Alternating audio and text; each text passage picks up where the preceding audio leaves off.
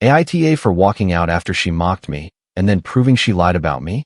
I'm James, 37, and 6 months into being Natalie's boyfriend. I knew her coffee order, the exact way she liked her couch pillows arranged, and which takeout place she pretended not to love until I ordered from there. What I didn't know was why I was good enough to fix things, pay for things, drive across town when she was upset, and hear, "I love you" in the dark, but somehow still too much to be called her boyfriend when the room had witnesses. Natalie was magnetic in a way that made you feel lucky when she chose to turn it on you. She was funny without trying too hard, pretty in a way that made strangers look twice, and socially effortless. She could walk into a kitchen full of people she barely knew and, 10 minutes later, have everyone leaning on the counter, listening to her tell a story about a bad haircut or a rude cashier like it was breaking news. I liked that about her at first. I liked how easy she made everything feel. I liked how she could make a Tuesday night on her couch feel like something worth remembering. She'd put her feet under my thigh, steal a bite of my food, and say things like, "You make me feel safe," in this soft voice that didn't sound rehearsed. I didn't fall for a villain. I fell for the version of her that knew exactly when to make me feel chosen. In the beginning, she told me she wanted to take things slow. She said labels made people act entitled. She said her last serious relationship had made her careful, and she didn't want to rush into public declarations just because we liked each other. That sounded reasonable to me. I wasn't trying to be posted on every story or introduced to every distant cousin. I just wanted consistency. For a while, I told myself I had that. In private, Natalie acted like we were together. She called me when she had a bad day. She left a hoodie of mine on the back of her bedroom chair and wore it when she was cold. She'd text me, "Can you come over? I just want my person tonight." When she got a flat tire outside a grocery store, I was the one she called. When her kitchen sink started leaking under the cabinet, I was the one on my knees with a flashlight and a towel while she stood behind me saying, "You're literally saving my life." Then, in public, she would shift half a step away from me. Not always. That was the part that kept me confused. Sometimes she'd hold my hand in a parking lot or lean against me at a bar if the people around us were strangers. But around certain friends, she got careful. Around certain people, I was James. "Not my boyfriend, not the guy I'm seeing, just James," said in the same tone you would use for someone from your old gym. The first time it happened, I brushed it off. We were at a small get-together at her friend's place, standing near a kitchen island covered with chips, paper plates, beer, soda, and half-eaten takeout containers. A woman I'd met once before looked between us and said, "Wait, are you two together?" Natalie laughed lightly, like the question itself was cute. "This is my friend James." "Friend?" I looked at her. She didn't look back. Later, while she was rinsing a glass at the sink, I said, "Why did you introduce me as your friend?" She turned the water off and gave me a little smile that was already defensive. "Because you're making it weird again. I'm asking a normal question." Normal questions don't sound like accusations. That was how most of those conversations went. I would bring up something small, she would make it about my tone, and somehow I'd end up apologizing for making her uncomfortable. Then there were the pictures. Natalie posted food, drinks, sunsets, her shoes on the passenger side of my car, the corner of my kitchen counter, and once even my hand holding a coffee cup because she said the lighting looked nice. But she never tagged me. If I was in the photo, I was cropped out. If I bought dinner, she posted the plate and wrote, "Treated myself." If we went somewhere together, she posted the scenery and made it look like she'd gone alone. One Saturday, I took her to a restaurant she had been mentioning for weeks. She insisted it was too overpriced and ridiculous, then ordered the exact dish she'd been talking about. I paid because I had invited her. She kissed me in the car afterward and said, "You spoil me." 10 minutes later, her story went up. "Finally took myself here." I stared at it in my driveway. When I asked about it, she rolled her eyes. "James, it's Instagram. It's not a court record. It just feels weird when you erase me from things I was part of." "I'm not erasing you. You're overthinking it." That became another one of her words for me. Overthinking. Sentimental. Heavy. Intense. Anytime I wanted clarity, I was making things heavy. The strangest part was that she knew how to make me stop asking. She'd soften. She'd climb into my lap or put her arms around my neck and say, "You know what you are to me." And I did, at least when we were alone. In her living room, With the TV paused on the shared streaming account I paid for, I was the person she wanted. I was the one she kissed when she was half asleep. I was the one she whispered, "I love you," to after a long weekend away, when we were both lying in a hotel room with takeout boxes on the dresser. But outside that room, I didn't know what I was. Adrien's name started appearing around month 4. At first, he was just an old friend. Then he was an old friend who liked her stories. Then he was an old friend whose name lit up her phone late at night. Natalie said he was from forever ago, which was her way of making something sound too far in the past to matter. One evening, she was sitting beside me on her couch, her legs tucked under her, scrolling through her phone while I looked for something to watch. Adrien's name popped up with a heart reaction to one of her stories. She immediately turned the screen against her thigh. I didn't say anything right away. I waited. She kept looking at the TV like nothing had happened.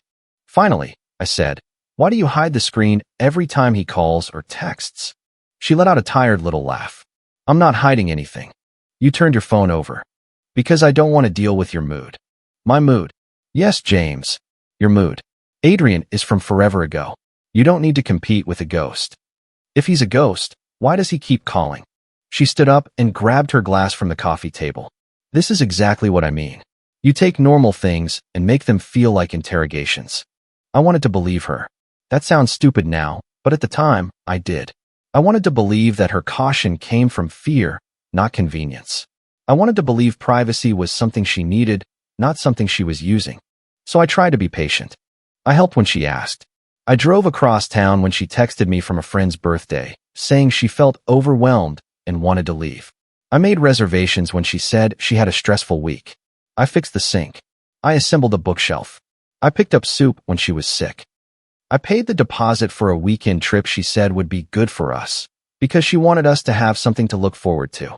And every time I felt the imbalance, she gave me just enough affection to make me feel guilty for noticing.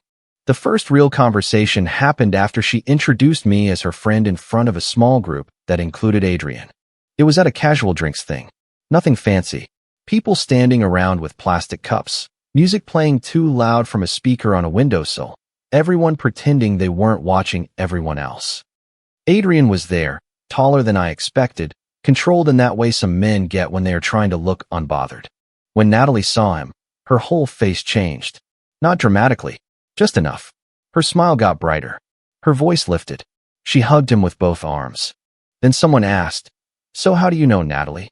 Before I could answer, Natalie said, "Oh, James is a friend." Adrien nodded at me like that explained everything. I felt something in my stomach drop, but I didn't make a scene. I stayed polite. I got through the night.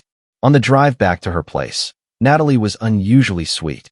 She touched my arm at red lights and asked if I was okay. When we got inside, I didn't sit down. "What are we?" I asked. She stared at me like I'd put something heavy on the floor between us. "Seriously?" "Yes. Seriously. We've talked about this." "No, you've talked around it."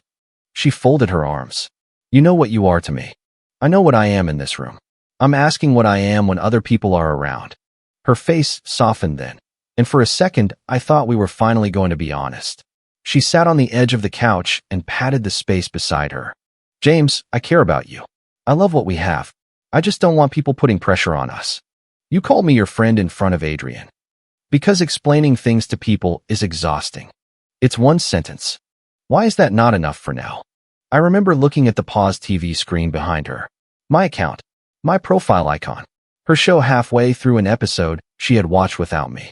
Such a small thing.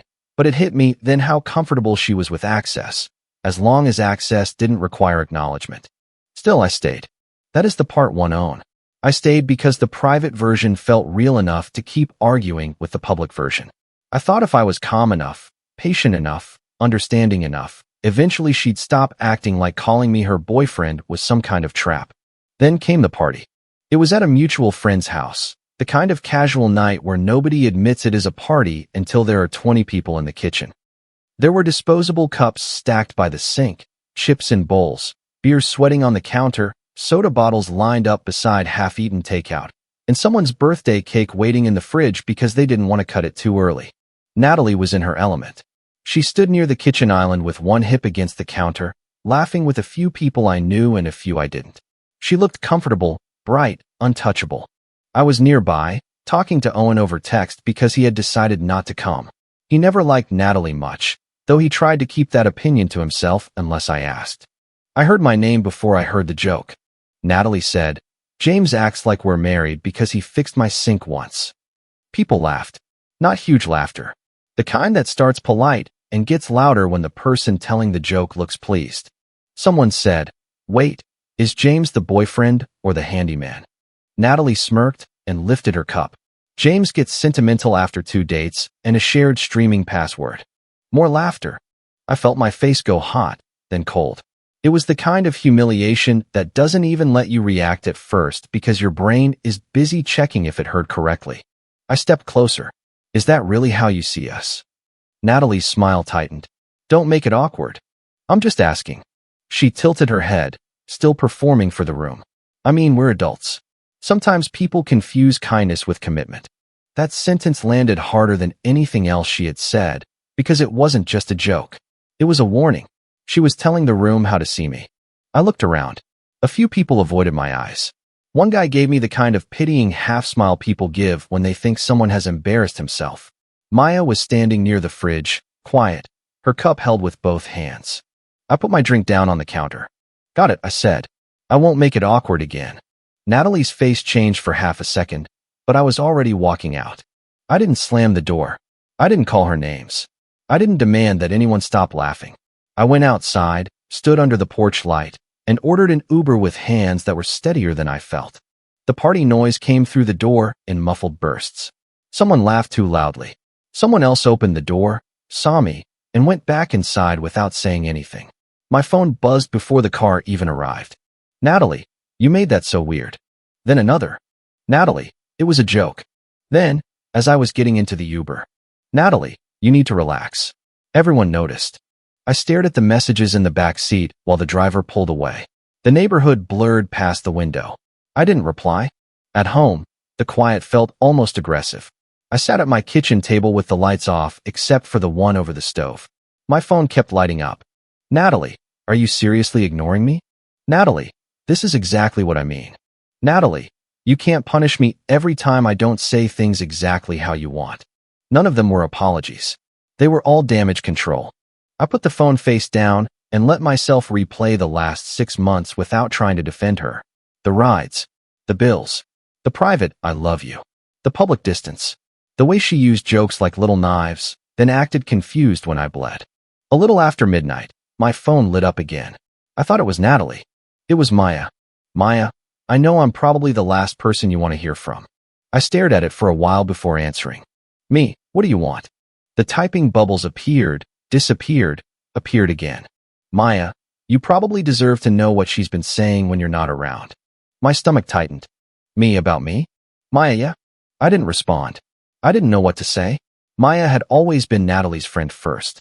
She wasn't hostile to me, but she had never exactly made me feel welcome either. She was the person laughing at Natalie's stories from the other side of the couch. The person who knew all the inside jokes before I did. Then she sent the first screenshot. The group chat name was blurred, but I could see Natalie's messages and the timestamps. "Natalie, he's sweet but intense." Another. "Natalie, he thinks dinner and a ride home means commitment." Another. "Natalie, he makes life easier. I'll give him that." Then the one that made my chest feel hollow. "Natalie, he comes with free rides and dinner reservations." I sat there in the dim kitchen, reading the same words over and over like they might change if I stared long enough. Maya sent another message. "Maya, I know I should have said something sooner." Me, "How long has this been going on?" Maya took almost a full minute to answer. "Maya, months." That word did something to me. Months meant it wasn't a misunderstanding. Months meant she had been going home with me, lying beside me, calling me her safe place, while turning me into a joke somewhere else. Me, what else?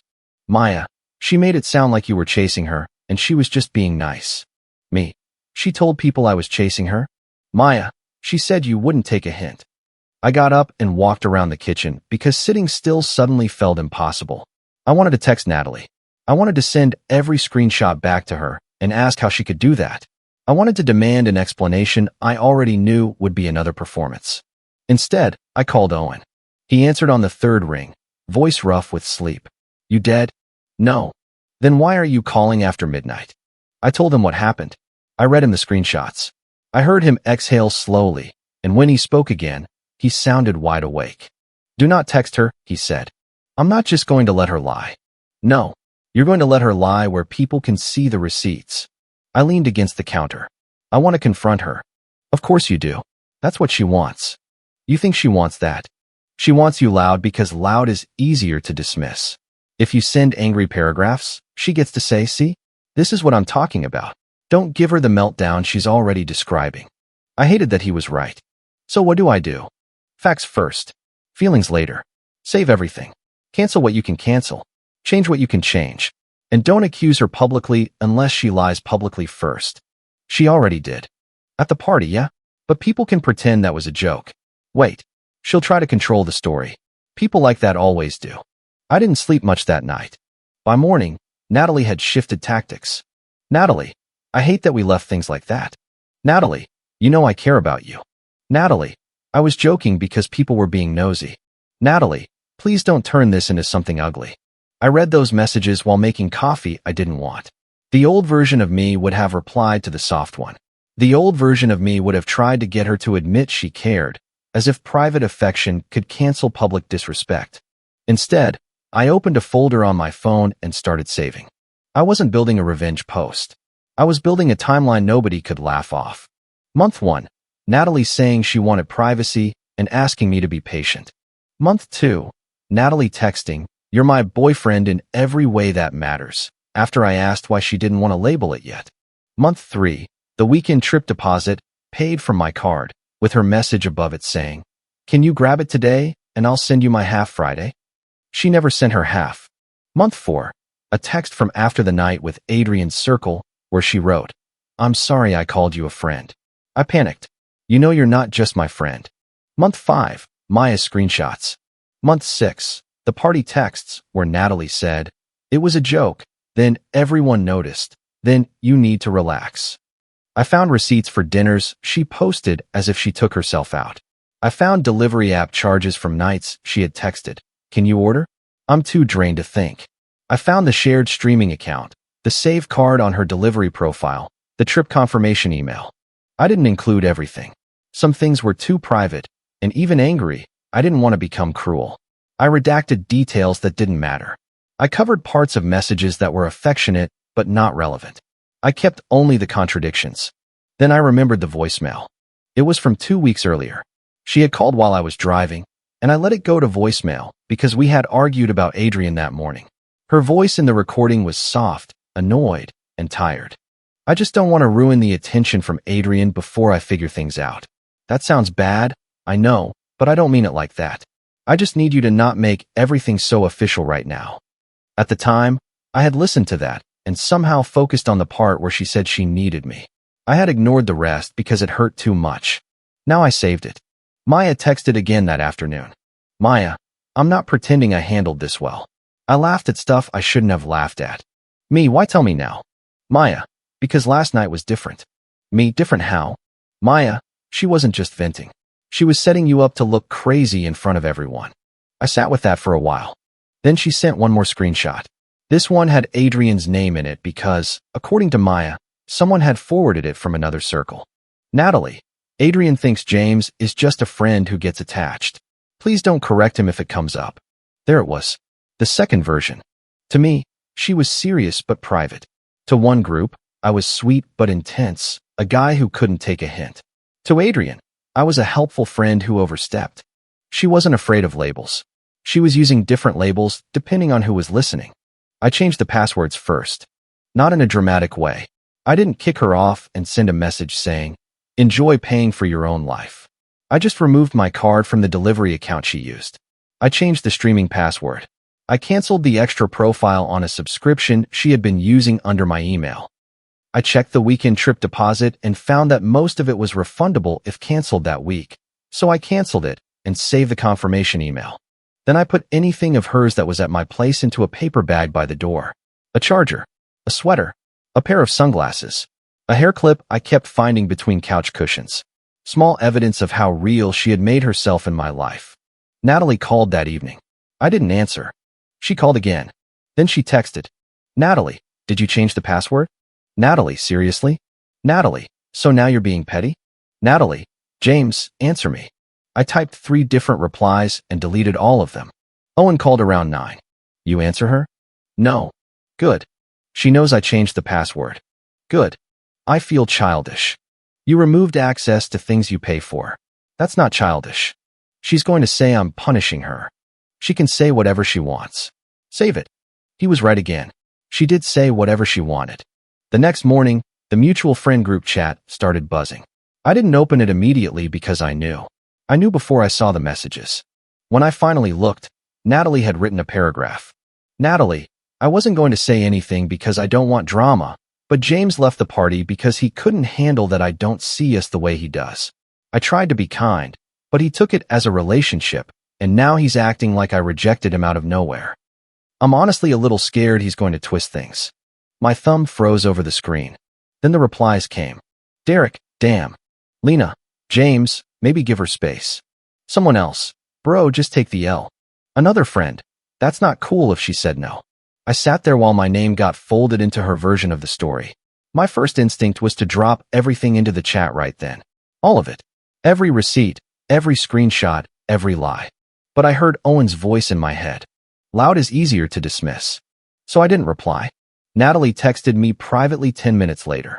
Natalie, please don't make this worse.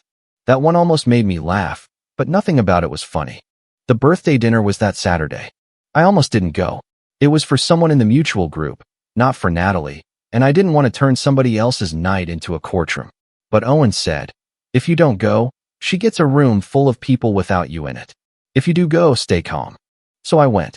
It was a regular restaurant with laminated menus, uneven table legs, and servers carrying trays through tight spaces. The group had pushed 2 tables together near the back. There were already drinks sweating on coasters when I arrived, and someone had brought a small grocery store cake with candles in a plastic bag. Natalie was there before me. She had chosen a seat near the middle, of course. Adrien was 2 chairs down from her. That stopped me for half a second. I hadn't known he would be there. Then I understood. Of course he was. Natalie wanted both versions of her life in the same room, as long as she got to narrate them. Maya looked up when I walked in. Her face tightened with guilt. She gave me a small nod. I nodded back. Natalie saw me and immediately looked wounded. Not angry. Wounded. It was a better performance. James, she said softly. Natalie. The table went quiet in that fake casual way where people pretend they are still reading menus. I sat near the end, away from her.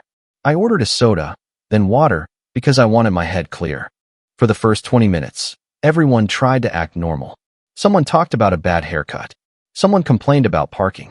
The birthday friend opened a card and laughed too loudly at the joke inside. Then Natalie sighed. It wasn't a normal sigh. It was a little signal, just enough to draw attention. Lena, who had already told me to give Natalie space in the chat, touched Natalie's arm. You okay? Natalie looked down at her napkin. I'm fine. I just didn't expect this to be so tense. No one asked what she meant. They didn't need to. She had trained the room. I kept my eyes on my glass. Derek looked at me. Man, if she rejected you, you've got to let it go. There it was. My heartbeat picked up, but my voice stayed flat. I would have accepted rejection. Natalie made a small sound, like she was hurt I had spoken at all. James, please don't do this here. I looked at her then. What I won't accept is being used in private and mocked in public. Adrien's attention shifted. He stopped pretending to look at the menu. Natalie's eyes sharpened. You're really going to embarrass me over private texts? No, I said. I'm going to correct public lies with private texts you made relevant when you lied about me. The table went still. I opened the folder. My hands didn't shake. That surprised me. Maybe I had been shaking for 6 months and finally stopped. I sent one message into the group chat. Me. I'm not asking anyone to pick a side. I'm just done being lied about.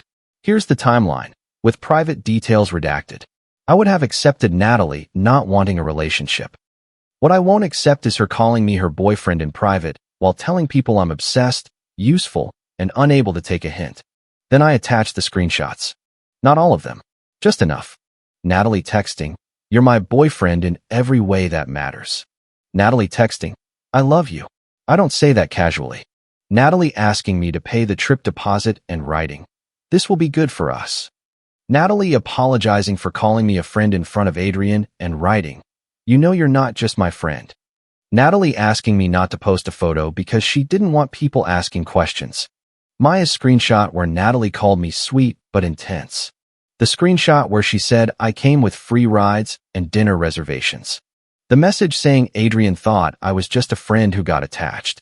And finally, the voicemail transcript. I didn't send the audio to everyone. I typed the relevant line and wrote that I had the recording if Natalie wanted to claim it was fake. I just don't want to ruin the attention from Adrien before I figure things out. Phones started buzzing around the table, one after another. People looked down, then up, then back down. The room changed in a way I could feel before anyone spoke. The laughter was gone. Someone whispered, "Wait." Lena frowned at her phone. "Natalie, you called him your boyfriend here." Natalie's face had gone pale except for 2 red spots high on her cheeks. "That's out of context." Derek scrolled with his thumb. "How is I love you out of context?" Natalie looked at me like I had betrayed her. "You saved all this. You sent all this." Maya spoke quietly from across the table. "Nat." Natalie turned on her. "Don't." Maya's mouth tightened, but she didn't back down. "I should have said something sooner. But don't act like he made this up." Adrien was still reading. His face had changed slowly, like he was realizing the floor he was standing on was not solid. He looked at Natalie. "She told me you were just a friend," he said to me, but his eyes stayed on her. I didn't answer because there was nothing to add. Adrien lifted his phone slightly. "Is any of this fake?" Natalie's eyes filled with tears then. Fast. Perfect timing. I was confused. Nobody rushed to comfort her. She looked at me. "I was confused, James. That doesn't make me evil. Confused is not the same as honest." Her lips parted, but nothing came out. Then she tried the softer voice, the one that used to work on me. "I was scared of commitment." I nodded once. "Maybe, but you weren't scared of boyfriend benefits." The silence after that was ugly and complete. Natalie wiped under her eye. "I can't believe you'd do this to me." That sentence almost pulled me back into the old pattern. For half a second, I felt the familiar urge to explain myself gently enough that she wouldn't feel cornered. Then I looked at the phones on the table. The receipts. The proof. The people who had laughed because she made it easy for them to laugh. "I'm not here to win you," I said. "I'm here to leave with my name clean." The server came by at the worst possible time with the birthday dessert and a handful of candles. She saw the table and froze like she had walked into a family emergency. I pulled cash from my wallet, enough to cover my drink and more than my share of the appetizers, and placed it under my glass. I stood up slowly, pushed in my chair, and looked at the birthday friend. "I'm sorry this happened at your dinner," I said. "I mean that." He nodded, awkward and uncomfortable. "Yeah, okay," Natalie whispered. "James." I didn't look back at her. Outside, the air felt cold against my face. I stood near the curb and ordered another Uber, just like I had after the party. Only this time, I didn't feel humiliated. I felt tired. Clear, but tired. My phone buzzed before the car arrived. "Adrien, I didn't know." I looked at it and didn't answer. Not because I blamed him exactly, but because I had no interest in becoming allies with another man Natalie had lied to. He could take his information and do what he wanted with it. Then Maya texted. "Maya, I'm sorry." A few seconds later. "Maya, for laughing before. For waiting. All of it." I replied to that one. "Me. I appreciate you sending the screenshots. But yeah, you should have said something sooner." She sent back. "Maya, I know." That was enough. The aftermath was quieter than people imagine revenge is. No one's life exploded. Natalie didn't get dragged online. There was no giant public scandal. What happened was smaller, more realistic, and probably worse for her in the way she cared about most. People stopped accepting her version automatically. The group chat went silent for almost a full day. Then the apologies came in unevenly. "Lena, I owe you an apology. I should have asked before I assumed." "Derek, I shouldn't have said take the L. That was messed up." Another person simply left the group chat. A few said nothing at all. Honestly, I respected the silence more than the people trying too hard to prove they had always suspected something. Some of them had laughed with her. Some had enjoyed the easy story. Apologizing would have meant admitting that, and not everyone had the stomach for it. The people who laughed with her didn't all become my friends, but they stopped being her audience. Adrien cut contact with Natalie the next day, or at least that's what Maya told me. I didn't ask for details. Apparently, He sent Natalie one message saying, "So I was part of the story too. Good to know," then blocked her. Maya stopped covering for her. That mattered more than I expected. Natalie had counted on Maya's silence, maybe more than anyone else's. Without it, she had to explain herself to both circles at once. She couldn't be the woman pursued by a clingy man anymore. Now she was the woman with a private boyfriend, an almost ex in reserve, and a friend group she had used as an audience. Natalie called me 17 times in 3 days. The first voicemails were angry. "You had no right to humiliate me like that." Then wounded. "I can't believe you let everyone read private stuff." Then soft. "I miss you. I miss us. I know you don't believe me, but I was scared." I listened to the first few, then stopped. Her voice still knew where to press. I didn't trust myself to keep hearing it. I returned her things by leaving the paper bag with Maya, who agreed to pass it along. I didn't want a final doorstep conversation. I didn't want tears in a parking lot. I didn't want one more scene where Natalie could make me feel cruel for having a boundary. I sent Natalie one message. "Me. I'm done being the private version of your public lie. Please don't contact me again unless it's about returning something that belongs to me." She replied almost instantly. "Natalie, that's so cold." Then, "Natalie, you know I loved you." I stared at that one for a long time. Maybe she did love me in some way. Maybe she loved the version of me that showed up, paid deposits, fixed leaks, ordered food, listened after bad nights, and stayed quiet when she needed me hidden. Maybe she loved having me available. Maybe she loved being wanted. But love that only exists when no one is watching is not enough to build a life on. I didn't reply. The weekend trip refund came through a few days later.